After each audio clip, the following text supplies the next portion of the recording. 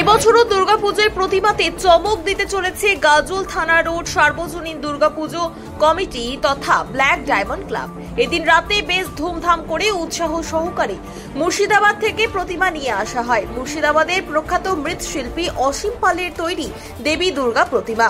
সেখানে ক্লাব সদস্যরা উপস্থিত ছিলেন। ঢাকের তালে গাজলের মানুষের উচ্ছ্বাস ছিল চোখে পড়ার মতো।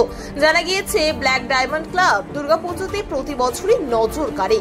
ক্লাবের তাদের জায়গা কম, সেজন্য বড় আকারে প্যান্ডেল তারা করতে পারে না। এবারে প্রতিমা নজর কাড়বে বলে উদ্যোক্তাদের আশা। বেশ কিছুদিন আগে ক্লাবের খুঁটি পুজো হয়েছিল।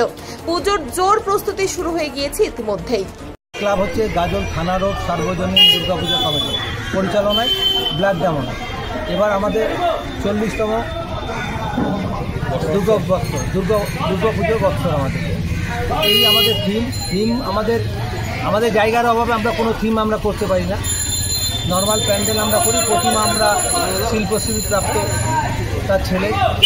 ব্ল্যাক ডায়মন্ড ক্লাব আমাদের এবার 40তম বর্ষে আমাদের গাজলবাসীর জন্য বিশেষ আকর্ষণ। আমরা সুদূর বহরমপুর থেকে শিল্পশ্রী পুরস্কারপ্রাপ্ত যামিনী পাল তার সুযোগ্য পুত্র অসীম পালের প্রতিমা আজকে আমরা নিয়ে এসেছি। প্রতিমা এনেছি গাজলে সর্বপ্রথম দুর্গাপূজার যে আগমনী, মায়ের আগমনী বার্তা আমরা প্রশাসনের মাধ্যমে, আমরা ঢাকের শব্দে, আমরা নাচের নৃত্যের তালে এবং গাজলবাসীকে এই উপহার দিতে চলেছি। এবারে আমরা ব্ল্যাক ডায়মন্ড ক্লাবের আগমনীর বার্তার মাধ্যমে মায়ের প্যান্ডেলে প্রবেশ।